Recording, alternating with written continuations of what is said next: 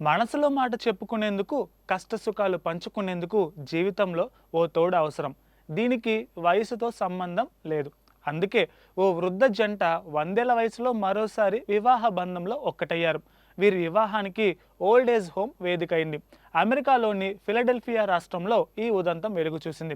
102 ఏళ్ల మార్జరీ ఫిటర్మన్, 100 ఏళ్ల బెర్నీ లిట్మన్ ఇద్దరు ఒకే ఓల్డ్ ఏజ్ హోమ్లో ఉంటున్నారు. ఇద్దరు ఒకే అంతస్తులో ఉన్న గదుల్లో ఉంటున్నారు. నిత్యం ఒకరికొకరు తారాసపడటంతో వారి మధ్య ప్రేమ చిగురించింది. మార్జరీకి అంతకు ముందే వివాహం జరిగింది. ఆమెది 65 ఏళ్ల సుదీర్ఘ వైవాహిక బంధం. మార్జరీ భర్త కొన్నాళ్ళ క్రితమే మరణించారు. బెర్నీది కూడా సుదీర్ఘ వైవాహిక జీవితం. ఆయన భార్య కూడా మరణించారు. అయితే వృద్ధాప్యంలో ఉన్న వారి మనసులు ఎవరూ ఊహించని విధంగా దగ్గరయ్యాయి. అయితే వృద్ధులు ఇద్దరు వివాహం చేసుకోరు అని మనవలు మునిమనవలు తొలుత భావించారు. కానీ అందరి అంచనాలను తలకిందులు చేస్తూ మార్జరీ బెర్నీ మళ్ళీ వివాహ బంధంలో కాలు పెట్టారు. స్థానిక మత పెద్ద ఒకరు వీరి వివాహాన్ని దగ్గరుండి మరీ జరిపించారు.